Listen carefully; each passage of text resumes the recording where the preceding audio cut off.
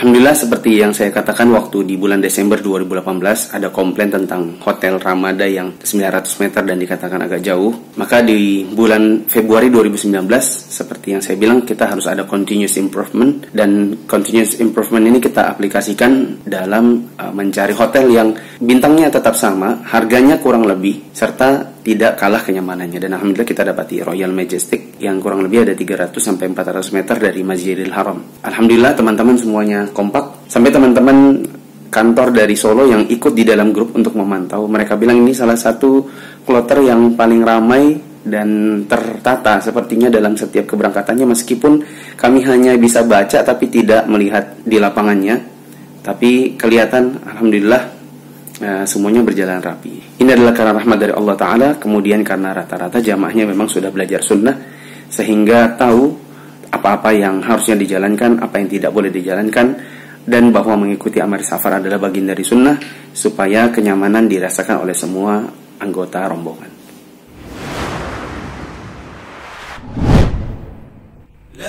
Berikut ini adalah dokumentasi umroh 2019 di bulan Februari. Sebelum kita berangkat, kita belajar dulu, sebagaimana para ulama mengatakan, berilmu sebelum beramal. Maka kita laksanakan pelajaran manasik umroh di Balikpapan Center. Sebagaimana biasa di bulan-bulan lalu pun kita melaksanakan manasik di tempat ini. Baik ikhwan maupun akhwat mengikuti kegiatan tersebut. Ini adalah agenda kedua kita waktu berangkat di Balikpapan. Briefing terlebih dahulu sebelum meninggalkan kota Balikpapan. Begitu juga para ibu-ibunya harus di briefing. Ini adalah agenda ketiga, kita berziarah ke kubur Nabi SAW. Sesampainya kita di kota Madinah pertama kali. Ini ketika akan masuk di pintu 1. Setelah kita keluar dari pintu Baqi, yang merupakan ujung dari kunjungan kita ke kubur Nabi SAW, kita mengunjungi pemakaman Baqi untuk berziarah kubur di sana. Dan sebelum kita berziarah kubur, biasanya ada briefing berupa penjelasan beberapa kisah atau hukum syar'i terkait ziarah ke kubur. Adalah mempercepat penyelenggaraan jenazah. Bagaimana nanti soal mensolatkan? Jawabannya segera kan. Nanti kalau anaknya terlambat, anaknya mensolatkannya di mana? Di kubur. Itu cerita pertama. Cerita kedua, dalam hadis Muslim, Ali bin Abi Thalib pernah cerita ketika mereka sedang menguburkan seseorang dari kalangan para sahabat. Nabi SAW kemudian datang kemudian beliau merunduk. Maka Ali mengatakan, karena beliau merunduk, kami pun semua merunduk. Kemudian Nabi SAW berkata kepada yang tadi, kata beliau, ma minkum min ahadin illa wa qad kutiba lahu maq'adun minan nar wa maq'adun minal jannah. Setiap dari kalian semuanya sudah ada catatannya, siapa di surga, siapa di neraka. Sebagaimana kita ini surga neraka sudah ada catatan. Maka di antara sahabat ada yang berkata, ya Rasulullah, kalau setiap dari kita sudah ada catatan amalnya, tempatnya juga sudah di surga atau neraka sudah ada catatannya, lalu buat apa kita beramal? Kalau memang sudah catatannya surga, biar nggak sholat kan masuk surga, ya kan? Kalau catatannya masuk neraka, meskipun sholat, ya tetap saja neraka. Mendengar pertanyaan sahabat itu, maka Nabi SAW berkata, "I'malu fakullun muyassarun lima khuliqa lahu." Beramallah, karena setiap dari kalian masuk surga atau nerakanya akan dimudahkan sesuai dengan yang menjadi amalan kebiasaan. Saya tanya, kalau sholat itu amalan surga atau neraka? Jemaah, amalan surga. Maka beramal dengan amalan surga, semoga kita semua masuk surga. Amin. Ya, kita jawab. Innal hamda wan ni'mata laka wal mulk la syarika lak labbaik Allahumma labbaik la syarika lak. Sepulangnya kita dari ziarah kubur, biasanya kita akan makan pagi, kemudian istirahat, karena biasanya kita juga sampai di kota Madinah di tengah malam, sehingga mungkin jamaah perlu untuk merehatkan diri sebelum melaksanakan ibadah-ibadah di Masjid Nabawi. Ini adalah ketika kita ke pameran Al-Quran, tapi qadarullah pameran ini terakhir kali kami di sana sudah ditutup. Kalau kita ke pameran Al-Quran ini, kita bisa meningkatkan iman dengan melihat mukjizat dari Allah yang diturunkan kepada Nabi Muhammad SAW.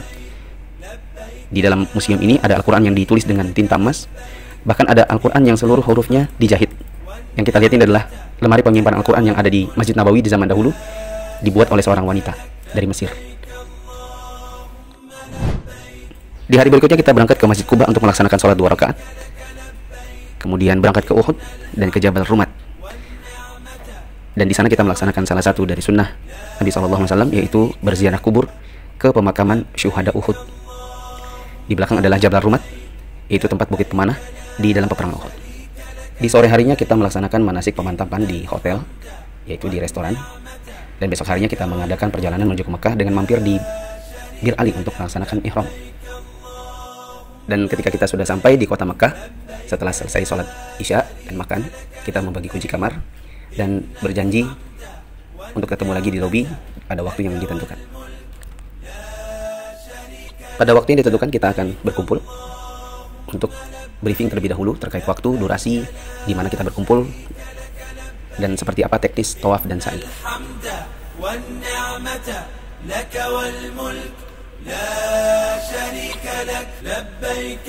Ini adalah ketika kita selesai sa'i ke-6, karena ini adalah putaran terakhir, maka kami briefing terlebih dahulu untuk memaksimalkan doa.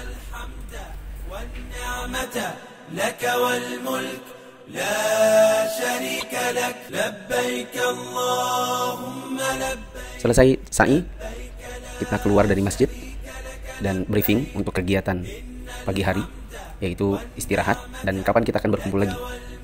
Karena tentu jamaah belum terlalu memahami medan yang ada di sekitaran Masjidil Haram, maka di hari-hari awal kita butuh untuk terus bersama ke masjid atau ke tempat-tempat yang lainnya, supaya jamaah bisa mengetahui medan dan kondisi sekitaran Masjidil Haram.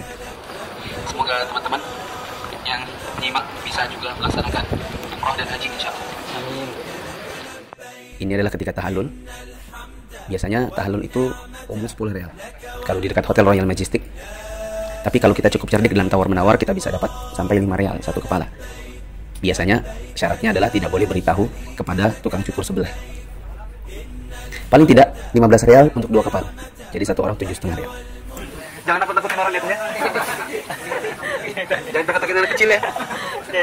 Yang mana kecil, jahitannya lagi diambil. Innal hamda wan ni'mata laka wal mulk la syarika lak. Di sore hari setelah selesai kajian, kita kumpul di lobi untuk briefing apa saja kegiatan yang akan kita laksanakan selama berada di Masjidil Haram, mulai dari waktu maghrib sampai dengan waktu Isya.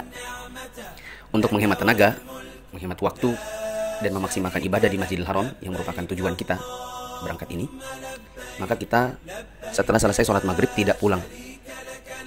Jadi bukan pulang makan lalu kemudian balik lagi di waktu Isya, tetapi memaksimalkan ibadah di dalam Masjidil Haram. Biasanya setelah selesai sholat maghrib, kita mencoba untuk mencari tempat di mana imam Masjidil Haram nanti akan berlalu lalang ketika akan mengimami sholat Isya, begitu juga ketika beliau pulang. Tempat kita biasa berkumpul adalah di Ismail Gate atau di jalurnya, dengan catatan tidak menghalangi jalan atau memang diizinkan untuk berkumpul di situ, supaya nanti ketika selesai sholat Isya kita bisa menyambut atau melihat imam Masjidil Haram dari jarak dekat.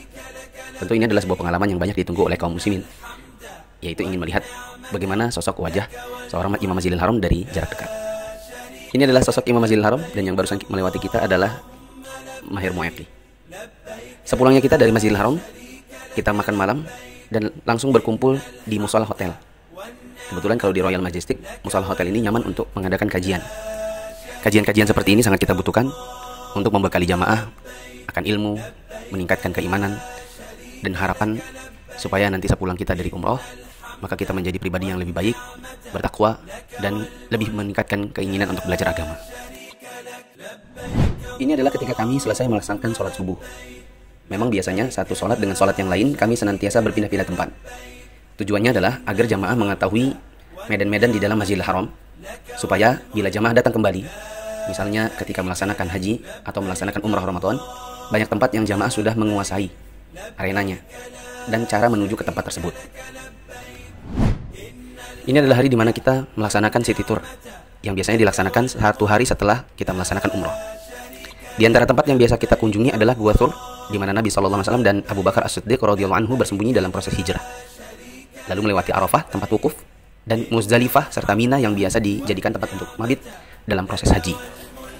Lalu jamaah melanjutkan perjalanan ke Hudaybiyah, tempat di mana ada beberapa peternakan unta, yang di situ biasanya jamaah membeli atau paling tidak minum di tempat susu dan kencing unta. Karena susu dan kencing unta ini diyakini berdasarkan hadits Nabi SAW dapat memberikan kesembuhan bagi sebagian penyakit. Ini adalah agenda di sore hari. Setelah selesai sholat asar, kita berkumpul untuk belanja barang Biasanya kita briefing satu tempat dulu, kemudian berkeliling ke beberapa tempat tanpa stop. Nanti ada titik di mana kita berpisah, karena tentu jamaah satu orang dengan orang yang lain bisa berbeda-beda kebutuhan. Ada yang mau cari roti 7 days, ada yang mau cari kurma, ada yang bahkan mau beli emas batang. Ada juga yang mau membeli jam Al-Fajr yang dikenal sebagai oleh-oleh dari kota Mekah atau kota Madinah.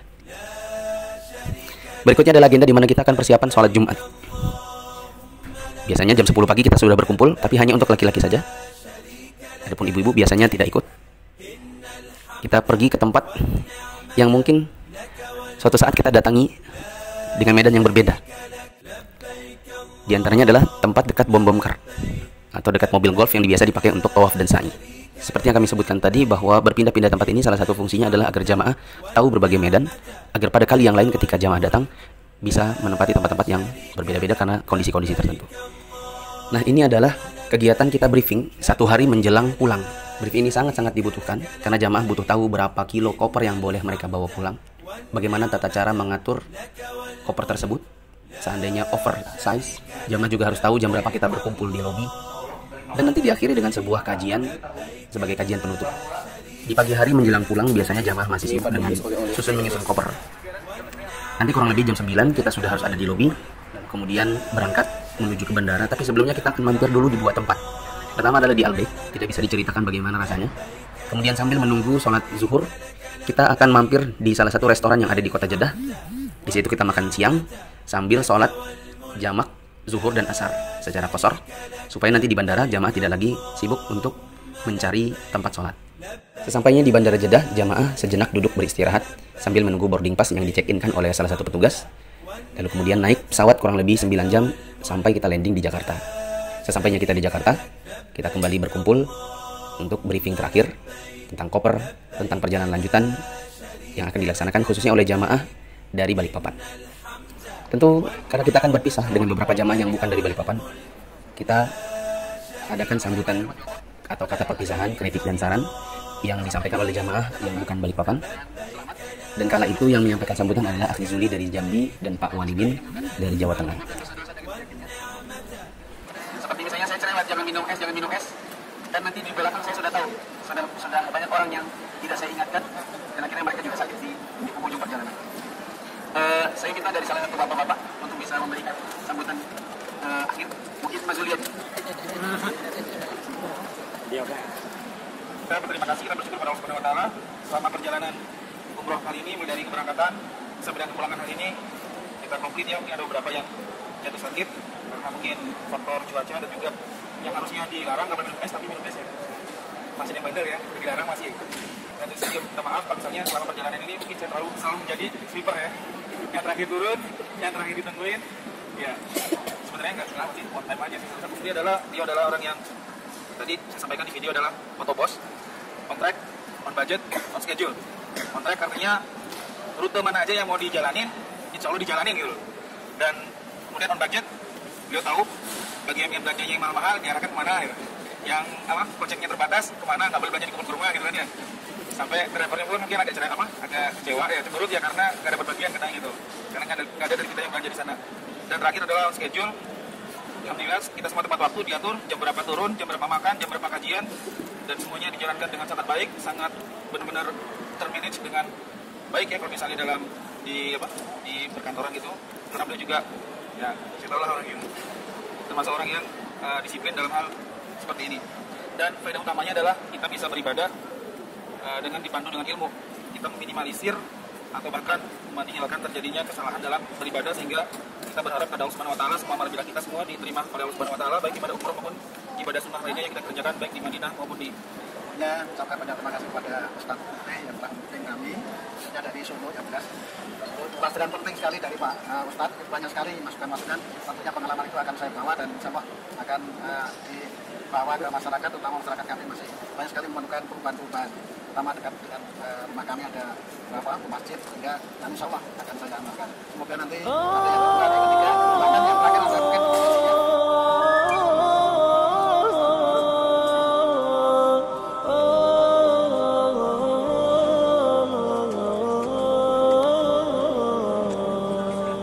يا حامل القرآن قد خصك الرحمن بالفضل والتيجان والروح والريحان يا حامل القرآن قد خصك الرحمن بالفضل والتيجان والروح والريحان يا دائم الترتيل للذكر والتنزيل بشراك يوم رحيل ستفوز بالغفران يا قارئ الآيات في الجمع والخلوات تزهو بك السماوات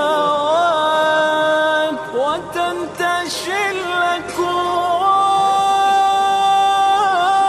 يا حامل القرآن يا حامل القرآن يا حامل القرآن.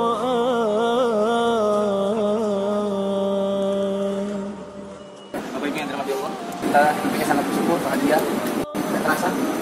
Baru ngumpul pagi, sudah pulang lagi malam.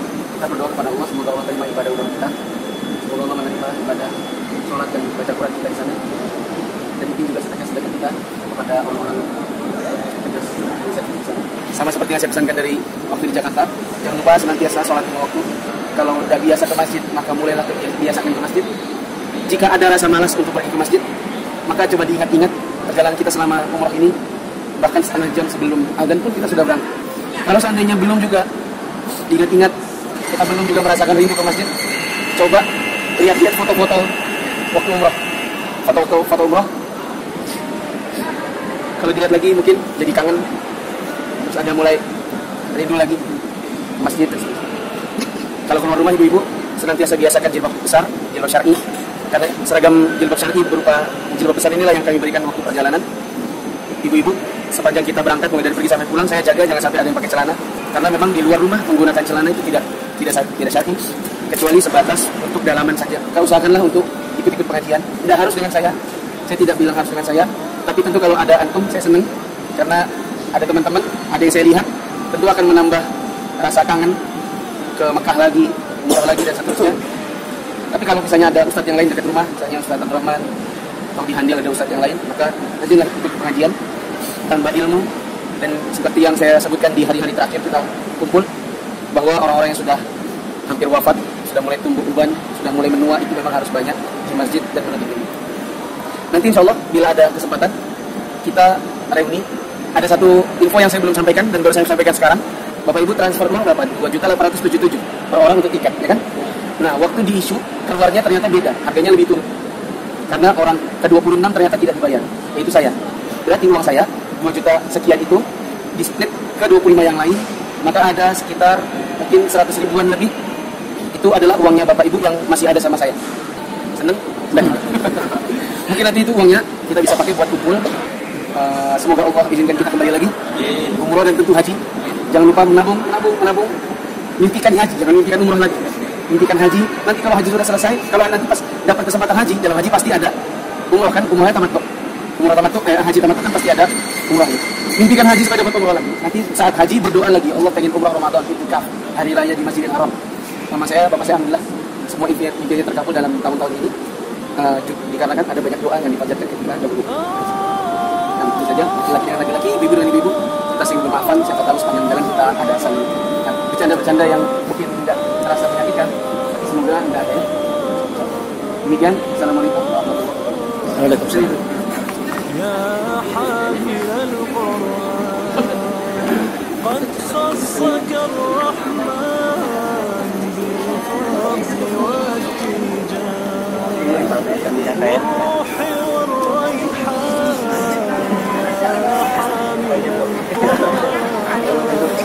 قد خصك الرحمن بالفضل والتيجان والروح والريحان يا دائم الترتيب للذكر والتنزيل بشراك يوم رحيل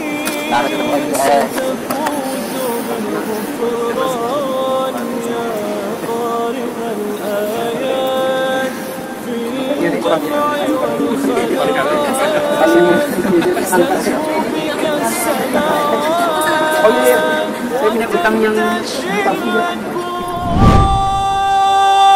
السلام يا حامل القرآن يا حامل القرآن يا حامل القرآن